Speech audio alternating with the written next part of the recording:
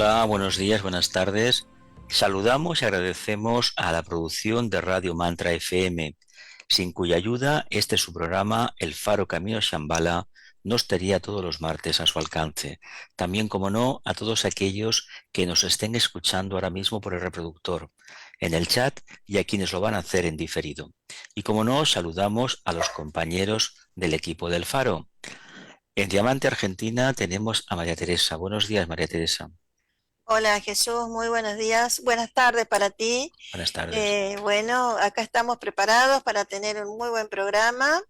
Ya en el avance, digamos, de WESAC, que falta muy poquito, solo dos semanas y un poquito, Nada y más. bueno, y ya estamos, ¿no? Ujú. Sí, adelante, gracias Jesús. Y en La Paz, Bolivia, tenemos a Lucía. Buenos días, Lucía. Hola Jesús, muy buenas tardes para ti, muy buenos días y buenas tardes a quienes nos acompañan.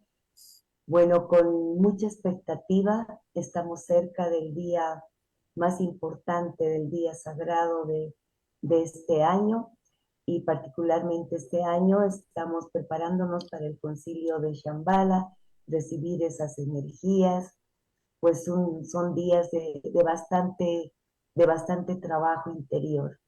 Gracias, Jesús. Muy bien. Y en México, Distrito Federal, está nuestro compañero Ricardo. Buenos días, Ricardo. Es muy tempranito para ti.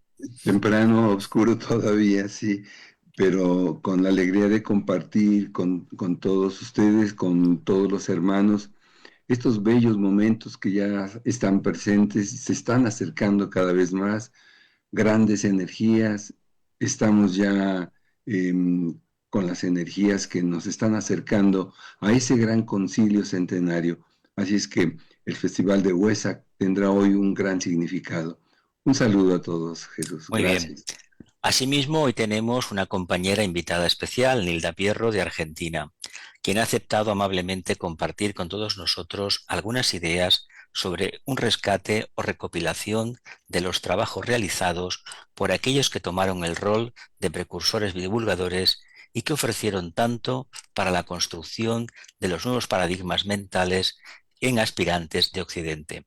Buenos días, Nilda. ¿Qué tal? ¿Qué nos cuentas? Hola, buen día, buenas tardes. Bueno, contenta de estar aquí con ustedes y confiando en ser útil a la tarea. Gracias. Muy bien. Y un servidor, Jesús Arcano, desde las cercanías de Barcelona, España. Continuamos entonces compartiendo decisiones de los concilios de Shambhala sobre el conocimiento esotérico. Decirles que desde que iniciamos este programa estamos desarrollando las leyes y los principios que van a establecer la jurisdicción de Cristo en la nueva era.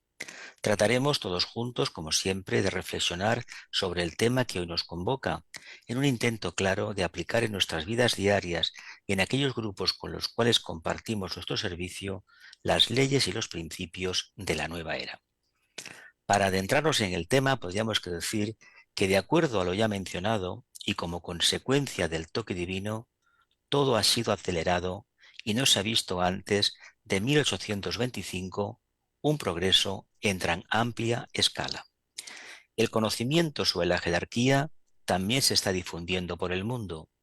Los hechos acerca del discipulado y de la iniciación están siendo de propiedad común. En consecuencia, la humanidad ha avanzado hacia una mayor medida de luz.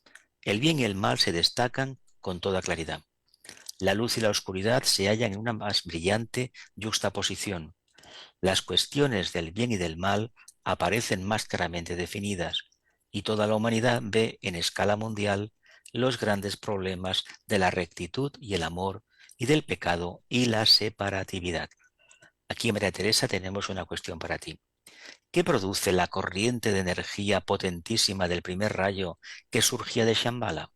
¿Qué nos puedes ampliar?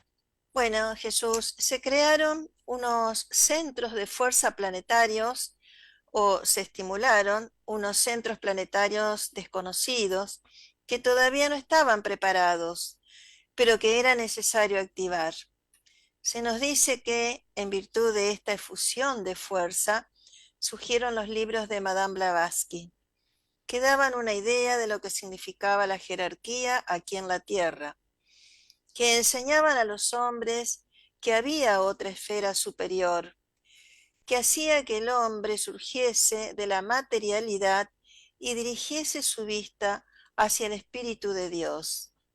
Esto fue un testimonio de esta fuerza de Shambhala, pero se dice también que esta fuerza de Shambhala atrajo gran cantidad de adeptos hacia el centro del concilio de Shambhala, allí donde está el Señor del mundo, activando y aumentando la fuerza de aquel centro radioactivo. La revisión de lo realizado por la humanidad ante el desafío mencionado, que es dar a la luz pública el conocimiento de Shambhala, entre otros temas, nos da un panorama general de las acciones implementadas durante el siglo, por los que podemos denominar precursores de la enseñanza ocultista. Bueno, y aquí Nilda, vamos a preguntarte de qué manera surge la iniciativa de presentar la forma en que fue llegando la enseñanza al conocimiento público en el 16º Encuentro en Líneas Jerárquicas de Acción. ¿Qué puedes comentarnos sobre esto? Sí, el tema fue propuesto en las reuniones grupales que tuvimos para preparar el encuentro. La frase clave que surgió en una de las reuniones fue relación pasado, presente, futuro en el pensar y accionar de los grupos esotéricos. Entonces nos preguntamos para qué revisar los aportes de iniciados y discípulos avanzados en relación a estos temas. Y la pregunta era, ¿cómo nos ayuda todo el proceso realizado en el siglo pasado? La respuesta fue como el arco y la flecha, yendo para atrás, pujando para lanzar la flecha hacia el futuro. En el decir de Nikolai Roerich, cuando llamamos a estudiar el pasado, lo hacemos solo en pro del futuro. De las preciosas piedras antiguas componer los peldaños del futuro. Bueno, tratamos de ser amplios en la investigación, pero por supuesto es un recorte acotado a los principales referentes que conocemos y que nos han alimentado principalmente en el mundo occidental y más particularmente en Iberoamérica. Gracias, Nilda. Gracias por estas bellas relaciones que hoy nos estás compartiendo y por consiguiente, ¿podrías indicarnos cuál es el encuadre temporal que se elige? ¿Qué nos puedes comentar al respecto? El primer punto de referencia que tomamos, pero no desplegamos obviamente, es el importante desarrollo durante la raza Atlante, el poder acumulado, su uso perverso y la destrucción del continente en lo que conocemos como la segunda proyección de energía de Shambhala. En esa etapa, las almas de los grandes iniciados viajaron, fueron llevadas, digamos, a las tierras del antiguo Egipto. Y como sabemos, desde entonces y a lo largo de los siglos, tanto en Oriente como en Occidente, el conocimiento fue preservado por grandes iniciados a puñados de discípulos que se sometían a un entrenamiento riguroso y las que llamamos genéricamente las escuelas de misterios. Ahora, como ya mencionaban, en el Concilio Planetario de 1825 se decide provocar la tercera gran proyección de fuerza de Shambhala. Y ahí hubo muchas diversas manifestaciones concretas, pero la que tomamos, la que nos interesa en esta oportunidad, es que se presentó esta oportunidad para la exteriorización del conocimiento esotérico y que se concretó a finales del siglo XIX y más especialmente durante el siglo XX. Muchas gracias, Nilda, y bueno, bienvenida, alegría tenerte con nosotros. Y muy adecuado el intervalo seleccionado. Y en este sentido, ¿de qué manera se manifiesta esa irradiación o efusión de energía de Shambhala que mencionas? ¿Qué nos puedes ampliar? Bueno, justamente van surgiendo personas y grupos que hacen que el conocimiento esotérico salga a la luz y que sea accesible a quienes están interesados, obviamente, ¿no? Y así aparecen figuras relevantes, iniciados, discípulos avanzados, que a través de muchos viajes e investigaciones, no había internet, no había redes, intentando conocer y comprender la rica tradición oriental y algunos por contacto directo con determinado maestro de sabiduría, van generando materiales que son publicados y distribuidos en casi todo el planeta.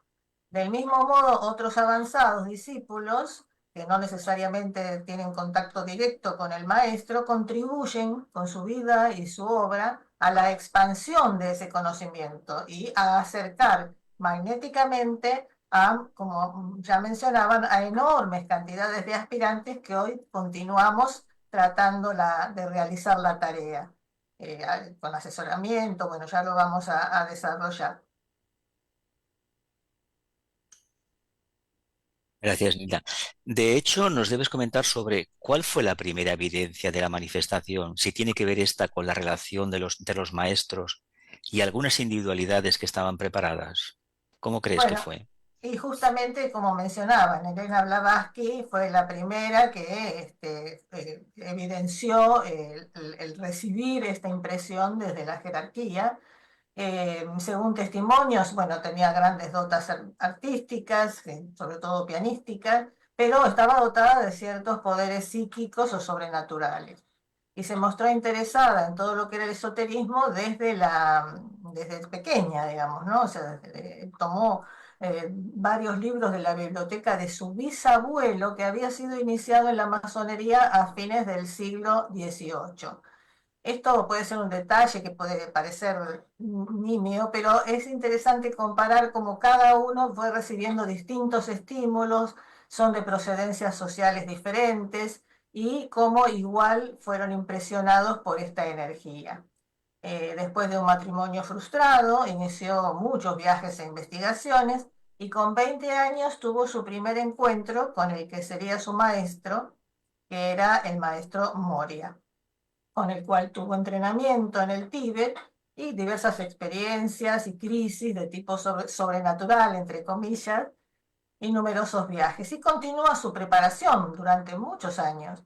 Recién en 1874 conoce a Olcott y Schuch, con los cuales fundaría la Sociedad Teosófica en noviembre de 1875 con varios teósofos, porque la teosofía, digamos, es como un renacer de la teosofía. La teosofía tiene sus raíces en las etapas ancestrales, ¿no? Esta institución, la Sociedad Teosófica, además de su propia producción, desde a mi modo de ver, actuó como un árbol troncal que dio lugar a la formación de diversas ramas que, continuando o no en la Sociedad Teosófica, se expandieron y diseminaron este conocimiento en diversas zonas y modalidades.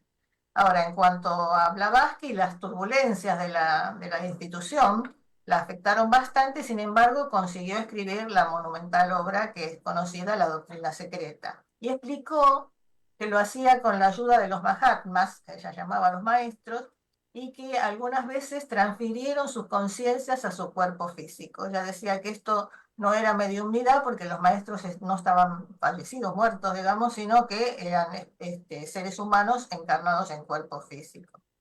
Bueno, las temáticas que despliega, imposible decirlas a todas, pero sabemos que refieren a la evolución del universo, a la evolución del ser humano, el simbolismo, la ciencia, la religión, filosofía oculta, los misterios. Por supuesto, tanto en este caso como en varios, vamos a ver que es muy difícil esbozar en pocas palabras la contribución que realizó esta servidora en articulando y enriqueciendo las diversas vertientes para que todos los buscadores del siglo XX encontráramos la palabra ya sin necesidad de ocultamiento. Bueno, también sería interesante mencionar en este caso a Annie Besant y Leadbeater, que no los voy a desarrollar, pero sí mencionarlos, que fueron algunos de los que participaron y continuaron la labor en esta época de la Sociedad Teosófica, y que también tenían ciertos niveles de clarividencia. Y del mismo modo a Mabel Collins, que con su aporte en otra escala, ella, acá viene lo interesante, ¿no? Ella era una militante social, sin embargo osciló entre la militancia social y el ocultismo y nos dejó luz en el sendero, una joya que según nos dice leyó en diversos viajes astrales a un salón donde las paredes estaban cubiertas de joyas y palabras, que son las reglas que algunos conocemos y que memorizó y que luego plasmó en papel, ¿no? Y que han sido muy valoradas en el camino de los discípulos. Creo que en todo lo que estás diciendo, Nilda, hay mucho para decir, mucho más todavía, ¿no? Porque realmente son vidas enteras ofrecidas al trabajo de la jerarquía y de la divulgación, ¿no? Y hay más a quienes nos podemos referir como continuadores y profundizadores de la obra, de esta obra de divulgación tan necesaria y que recién ahora pareciera estar dando sus frutos, ¿no? Exactamente, sí, claro. Bueno, una de las primeras que vamos a mencionar es una de nuestros máximos referentes, Alice Bailey, de origen social de clase media alta, de tipo religioso y orientado al servicio. Como decía, está bueno comparar, ¿no?, los orígenes diversos de las personas que estaban recibiendo estas impresiones. Y estaba subordinada a las convenciones sociales de su época. Trabajó como evangelizadora en el ejército británico, tanto en Irlanda como en la India. Y tuvo desde el principio, desde la adolescencia, la visita del maestro Kutumi, que ella no lo reconocía como tal, y continúa estudiando y con la actividad de enseñanza hasta que va a Estados Unidos, tras un matrimonio fallido también, y dos hijas. Alice queda sola trabajando en una fábrica de conservas hasta que se integra a la sociedad teosófica, estudiando y enseñando rápidamente, se dedicó a la enseñanza entre 1915 y 1920. El tema es que a principios de 1919, cuando todavía estaba en la Sociedad Teosófica, se produjeron dos acontecimientos importantes. El primero, más trascendente, fue su primer encuentro telepático con el maestro Dualkul. Él le dijo que había algunos libros que deben ser escritos y que ella los podía escribir, lo cual ella se negó porque no tenía interés en las facultades psíquicas y tampoco sabía quién era este ser. Pero bueno, él insistió, seguramente le explicó mejor y finalmente accedió y trabajaron juntos durante 30 años, también en un caso de telepatía y no en canalización, porque el maestro Dualkul, como sabemos, estaba encarnado, por eso le decimos el tibetano, ¿no? Y el otro importante fue la amistad y el casamiento con Foster Bailey. Juntos fundaron la Escuela Arcana y su organización general bajo Lucis Trust.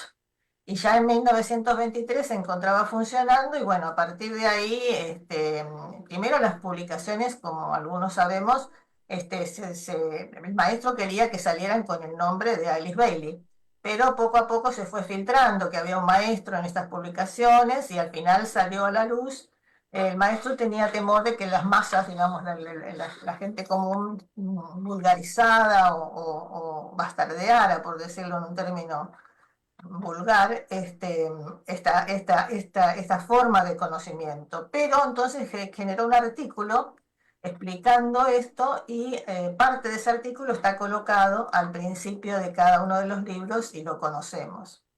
Bueno, ahí a partir de ahí, Alice trabajó con los cursos, con la dirección de la escuela, las cartas en Europa, en Nueva York, las charlas, y todos, bueno, tanto Foster como otros estudiantes la trataban de ayudar, pero realmente fue una labor extenuante. Ella decía en alguna vez que era miembro de un escuadrón suicida, servidores de la humanidad que literalmente trabajan hasta la muerte, logrando así más en un lapso corto de tiempo. Se quebrantó su salud al llegar a los 60, pero el tibetano le ayudó a conseguir, digamos, un poco más de vida encarnada para completar la tarea de los libros. Y también es imposible sintetizar el aporte que ha hecho, ¿no? La palabra que ha surgido a través de Alice, eh, para conocer, acceder a temas extensos y conocimientos, estrategias para apoyar la evolución humana y grupal, individual y grupal, ¿no? Bueno, los temas son muchos, pero el discipulado, la astrología, psicología esotérica, los rayos y las iniciaciones, los fuegos, el mundo débico, la meditación ocultista, la curación esotérica, bueno, inabarcable.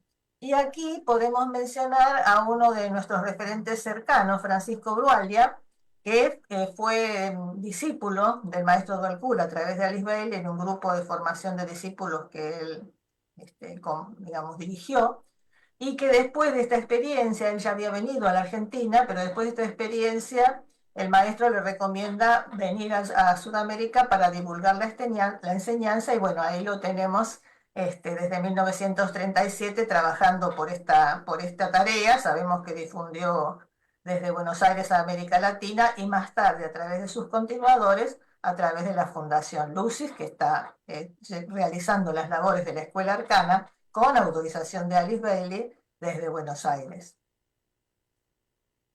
Qué interesante, todo muy interesante, hermana. Y bueno, realmente fue un valiente impulso que llevó a estos antecesores a hacer todo ese gran esfuerzo, considerando los prejuicios y los preconceptos de esa época tan especial, más en algunos países que en otros. Y preguntarte, ¿y a quiénes referimos como continuadores de la enseñanza que luego tomaron vuelo propio? Al respecto, ¿qué nos puedes comentar, Nilda? Bueno, creo que el más destacado es Rudolf Steiner, que si bien se relacionó, se apoyó y trabajó para la Sociedad Teosófica, siempre avisó que solo publicaría y comentaría lo que confirmara por sus propias experiencias. Y esto fue así porque su propósito siempre fue unir sus investigaciones científicas con las experiencias espirituales, que tuvo muchas, evidentemente. Entra en la Sociedad Teosófica, cumplió diversas funciones que tampoco voy a mencionar, pero que hizo que toda la sociedad creciera rápidamente en Alemania y Austria bajo su guía. Fundó centros, actuó como conferencista, publicaciones, además era arquitecto, escultor. Y sucede, como con varios, que después presenta diferencias serias con la Sociedad Teosófica. Entonces, entre 1912 y 1913, se separa con un grupo de sus compañeros de la sección alemana y forman la Sociedad Antroposófica, que es bastante conocida. La contribución de este, discípulo, no sé cómo llamarlo, para discípulo con mayúscula, fue enorme, y diversas las aplicaciones prácticas que creó, ¿no? ¿Cierto? Como muchos conocen, la antroposofía en sí misma, integrando ciencia y espiritualidad, la agricultura biodinámica, la medicina antroposófica, la pedagogía Waldorf y la Red Mundial de Escuela, y también un tema que no es tan conocido, que es su visión social, ¿no? De cómo debían actuar el Estado con la sociedad, y que dio origen a bancos innovadores, compañías, instituciones y escuelas para nuevas formas cooperativas de negocio que siguen trabajando. Bueno, las publicaciones son enormes: 40 volúmenes de libro y 300 de conferencias y 28 de dibujos, y las prácticas y sus prácticas y visiones todavía siguen siendo parte de nuestra cultura, ¿no? O sea, son parte de nuestro patrimonio y, bueno, también de las prácticas, de diversas prácticas sociales. Pues muchas gracias, Dilda. Y bueno, ciertamente debemos tomar conciencia con estos datos que nos traes sobre la obra que muchos servidores han realizado durante el siglo XX. Y en este sentido, ¿qué otro mensajero tomó fuerza en la Sociedad Teosófica y luego presenta su propuesta liberadora? ¿Qué nos puedes comentar? Sí, justamente, bueno, un buscador, un discípulo que es muy conocido, casi famoso, que es Jiddu Krishnamurti, ¿no es cierto?, cuya historia es muy interesante, y su legado, por supuesto. Él, digamos, entra directo a la Sociedad Teosófica porque su padre trabajaba en la Sociedad Teosófica en India, y ese mismo año que su padre se hace miembro de la Sociedad Teosófica, lo descubre, entre comillas, Charles Leadbeater, que después, bueno, con Annie Besant lo toman a su cuidado porque consideraban, ambos eran clarividentes, y bueno, hasta donde pudieron ellos ver, consideraban que era el vehículo para el maestro del mundo, para el Mesías, para el señor Maitreya. Entonces queda a cargo de la sociedad teosófica, el que establece la orden de la estrella, que tenía que encargarse de preparar la tierra para la pronta aparición del maestro. Krishnamurti fue nombrado jefe y era asesorado y acompañado por diversos teósofos de alto rango en la sociedad. Viajan a Estados Unidos, Jiddu tiene un intenso despertar espiritual, se convierte en canal de una fuerza que sería su fuente para la enseñanza, pero aparece una nueva misión, una nueva visión y conciencia que se va desarrollando en Krishnamurti. Aparecen nuevos conceptos, una forma diferente de expresar el conocimiento, un lenguaje diferente. Y este cambio, digamos, alcanzó un extremo en 1929 cuando rechaza los intentos de Leadbeater y Besant de continuar con la Orden de la Estrella y de su supuesto rol mesiánico. La disuelve y plantea que la verdad es una tierra sin caminos. Pero continúa su camino de divulgación con charlas, conferencias, debates. De hecho, a los 90 años da una conferencia en los Estados Unidos, en las Naciones Unidas, diciendo que, entre otras cosas, por supuesto, que mientras la humanidad estuviera dividida en naciones, nunca habría paz en el mundo. Recibió la Medalla de la Paz de las Naciones Unidas y bueno, su legado continúa, pero en realidad los libros y videos son sobre todo como están basados en sus conferencias, en sus intercambios, y se centran en el cese de la actividad mental como pensamiento, para llegar así a estados de vacuidad y observación en los que no exista la identificación. Lo que plantea es que esos estados conducen a una existencia armoniosa, sin afán de logros, y esto transformaría al ser humano completamente, tanto consigo mismo, a la relación consigo mismo, como con el mundo. Y bueno, su legado continúa a través de fundaciones y organizaciones en una gran variedad de formatos y de idiomas. Esto es lo que tengo para decir de Krishnamurti. Bueno, Nilda, muy agradecida por todo cuanto has compartido con nosotros. Y bueno, queridos compañeros, hermanos, la bibliografía para hoy, Los rayos y las iniciaciones de Alice Ann Bailey, cuadernos del grupo de meditación para la nueva era. Bueno, continuamos, Jesús. Exactamente. Continuamos con un programa compartiendo decisiones de los concilios de Shambhala sobre el conocimiento esotérico. Y tenemos nuevas preguntas, nuevos interrogantes para nuestra compañera y hermana Nilda. La primera, ¿la decisión de Shambhala de difundir la enseñanza tuvo eco en otros lugares y de qué manera se expresó? ¿Qué nos puedes ampliar, Nilda?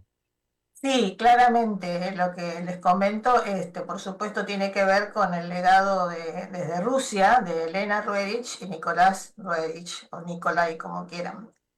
Muy difícil hablar de ellos separadamente, ¿no? Elena vivió las ricas tradiciones culturales de su familia, arquitectura, poesía, música, y desde niña tuvo talentos diversos, escribía en 3 idiomas, leía y escribía en 3 idiomas a los 7 años, según se nos dice.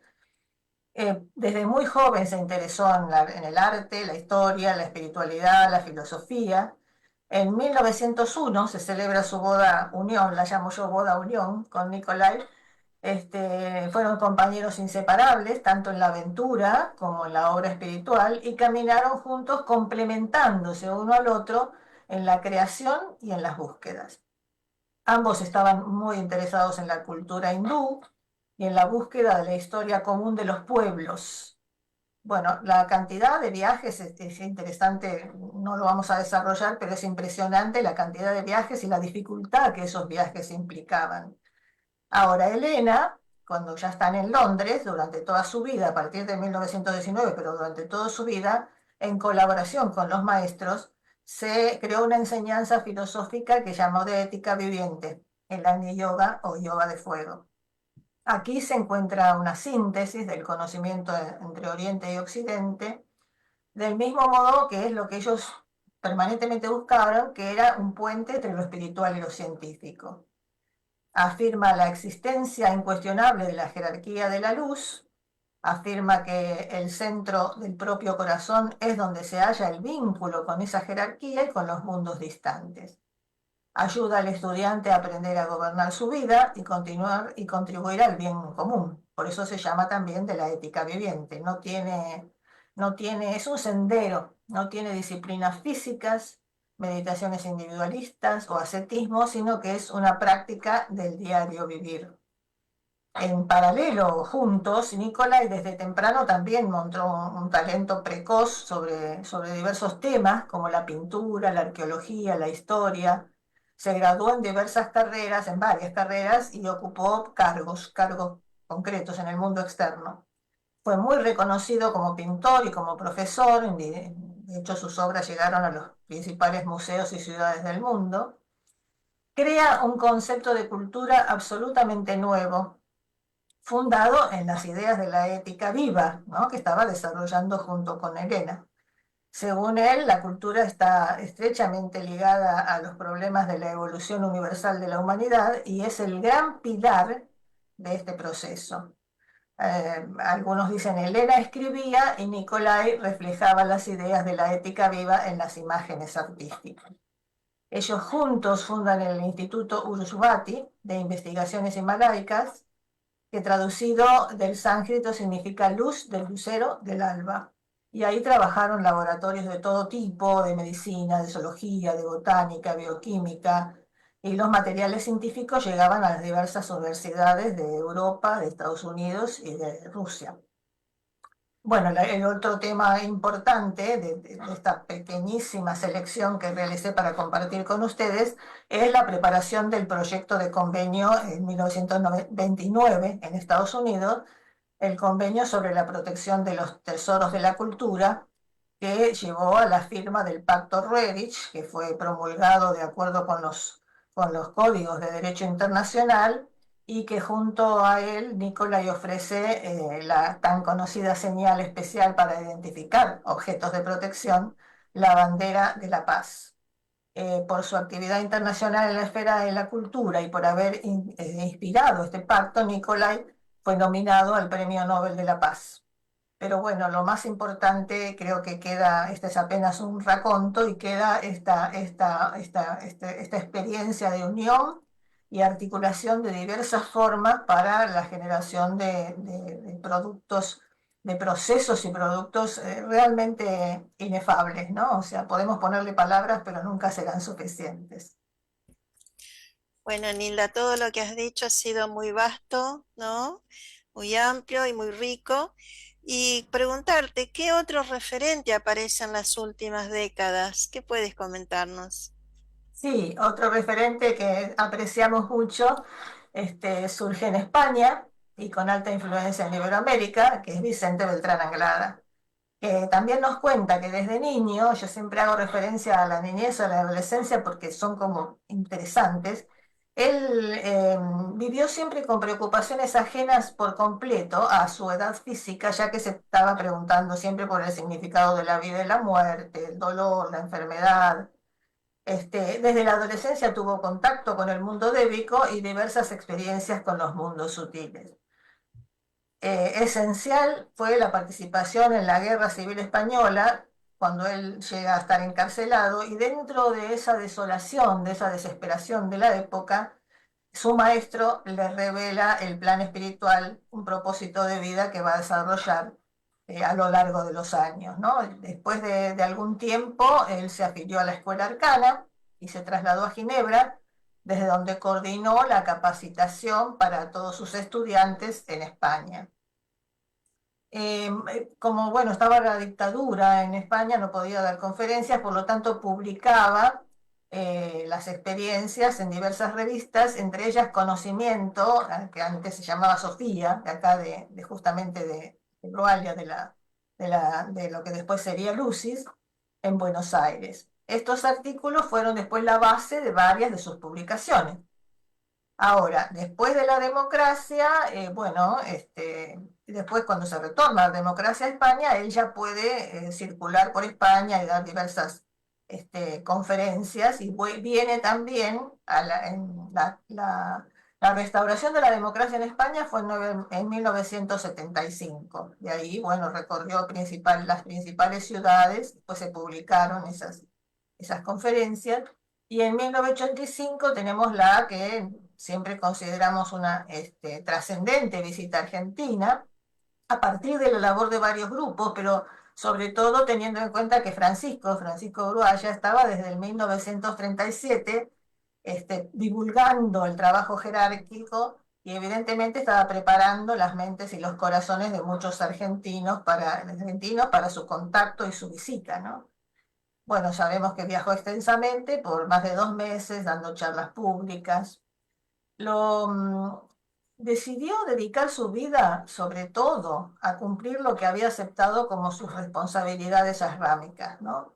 Y ahí tenemos los libros, Los Misterios de Shambhala, un tratado sobre el reino angélico y magia organizada planetaria, que resumen su tarea de vida, pues responde, además de las conferencias y de toda la divulgación que hizo, en estos 3 libros responde a la promoción del triple proyecto jerárquico, tarea que se le había encomendado desde los planos internos.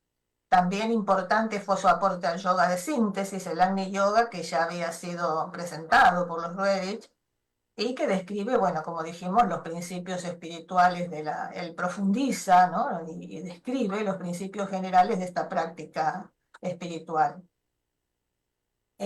Su labor asrámica estuvo dirigida principalmente a los grupos de aspirantes, al espíritu de trabajo en grupo, por supuesto acompañado de la participación consciente individual, y profundiza y facilita, desde nuestro punto de vista, el entendimiento de conceptos que ya habían sido ampliamente discutidos por la sociedad teosófica y por la escuela arcana.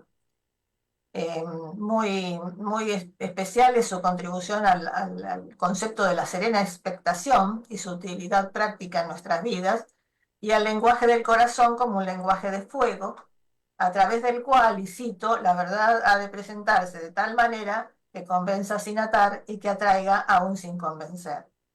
Un dato especial es que se distingue de los demás iniciados, ya que él sí dio a conocer su pertenencia a la rama de segundo rayo. Bueno, y continúa en el siglo XXI dándonos este testimonio de vida y toda su labor para que nosotros la aprovechemos en esta época, como dice Esther. Pues muchísimas gracias, hermana Nilda. Qué bellas referencias, qué bella información tan profunda que nos has compartido. Nos deja verdaderamente enriquecidos. Gracias, hermana, por tanto que has compartido. A ustedes. Gracias por tu bella presencia. A Y ustedes, bueno, y gracias. si me dejas un segundo, mi Sí, profundo agradecimiento, que creo que hago voz a otros, a todos estos seres que, estando encarnados, con lo que eso significa, con la lucha con los cuerpos de manifestación, sin redes, sin internet, contribuyeron de esta manera para que todos nosotros podamos acceder hoy y con responsabilidad a ese conocimiento. Gracias por invitarme. gracias a ti, Nilda. ¿Algún comentario último, Tere? Antes de la Creo, meditación, creo que tenemos que pasar a la meditación. directamente. Gracias, Ricardo. Gracias. Meditación sobre la ley del esfuerzo grupal. Relajamos nuestro vehículo físico.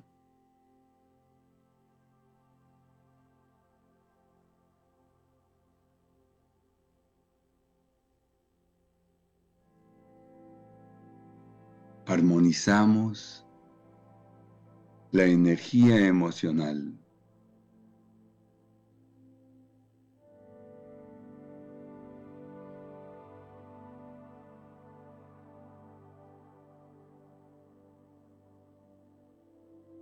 Calmamos la mente, orientándola a tranquilas y elevadas zonas.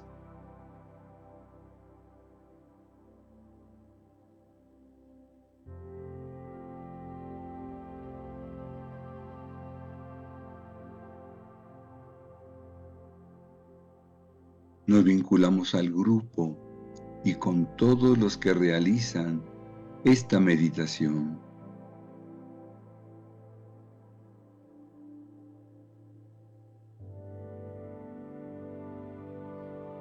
Nos consagramos con todos los hombres y mujeres de buena voluntad a construir la nueva ciudad de la humanidad.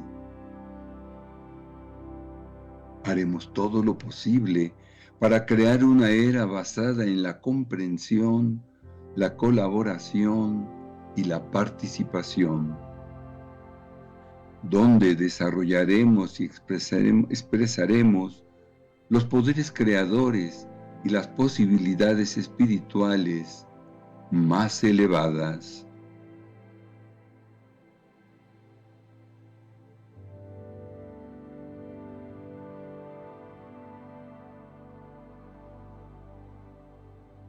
Visualizamos como símbolo que representa esta ley un grupo de hombres que trabajan juntos en la construcción de un templo.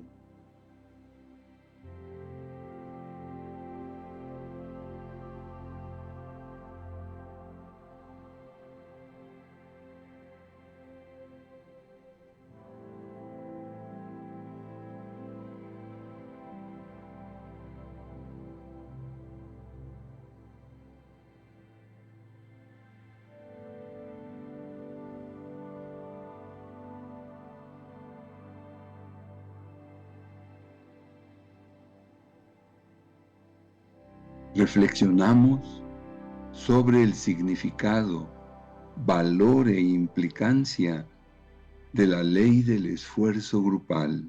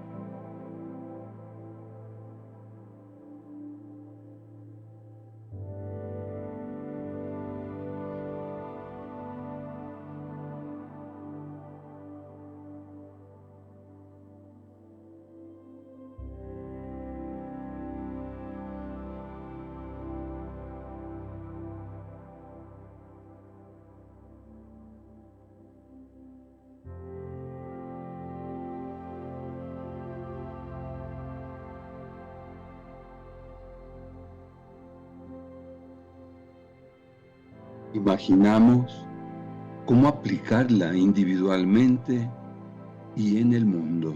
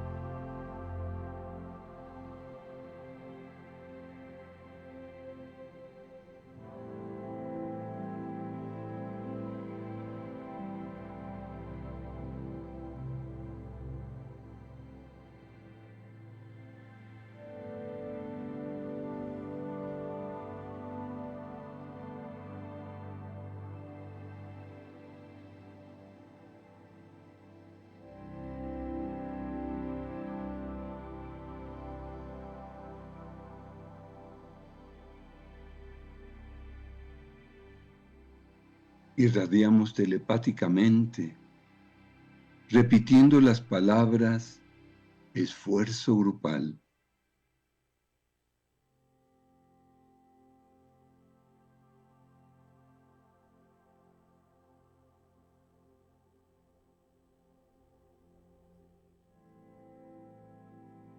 Y enviando la forma mental del esfuerzo grupal a través de rayos de luz hacia todas las direcciones.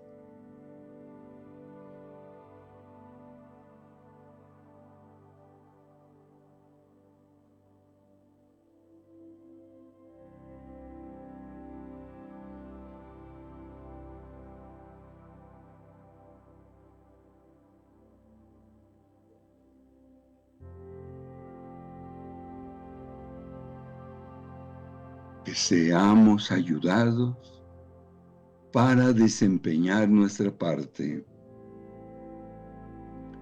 Que seamos ayudados para desempeñar nuestra parte.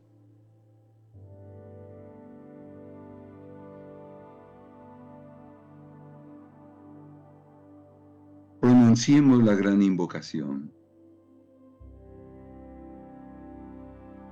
Desde el punto de luz en la mente de Dios, que afluya luz a las mentes de los hombres. Que la luz descienda a la tierra.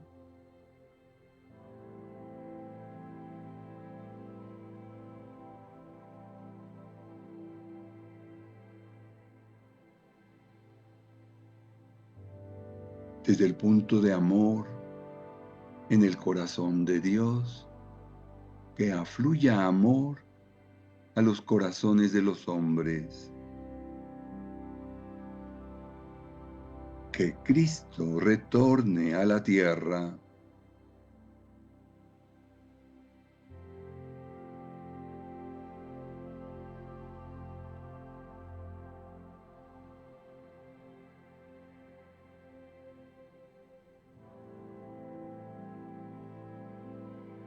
Desde el centro, donde la voluntad de Dios es conocida, que el propósito guíe a las pequeñas voluntades de los hombres.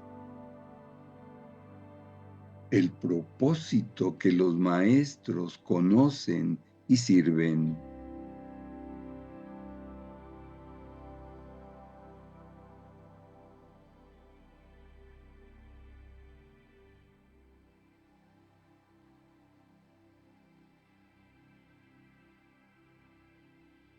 Desde el centro, que llamamos la raza de los hombres, que se realice el plan de amor y de luz, y selle la puerta donde se halla el mal.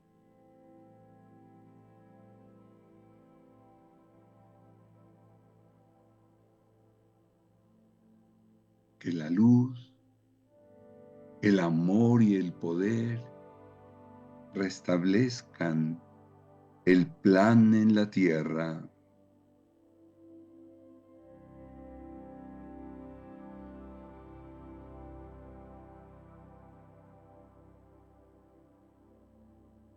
Conocemos, oh Señor, de vida y amor, la necesidad. Conmueve nuevamente nuestros corazones con amor, para que nosotros también podamos amar y dar. Que así sea y cumplamos nuestra parte. Oh.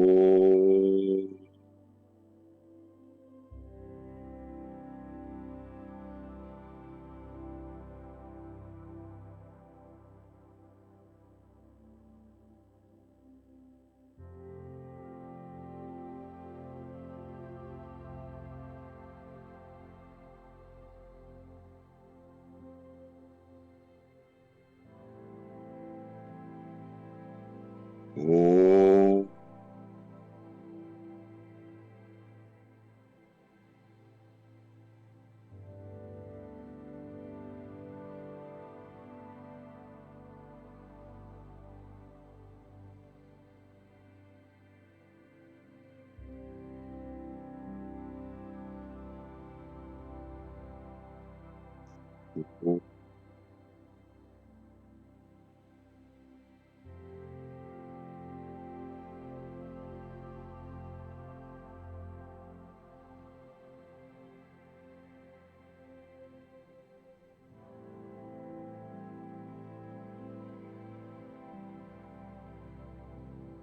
Queridos compañeros, hermanos de Sendero, muchas gracias.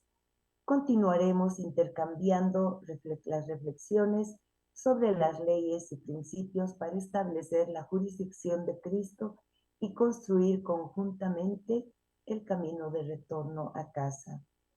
A nosotros nos pueden escribir a elfarocaminoashambala@gmail.com y si desean volver a escuchar este programa, se repite por Mantra FM, para lo cual los invitamos a visitar su grilla de programación o bien por On Demand en Mantra FM.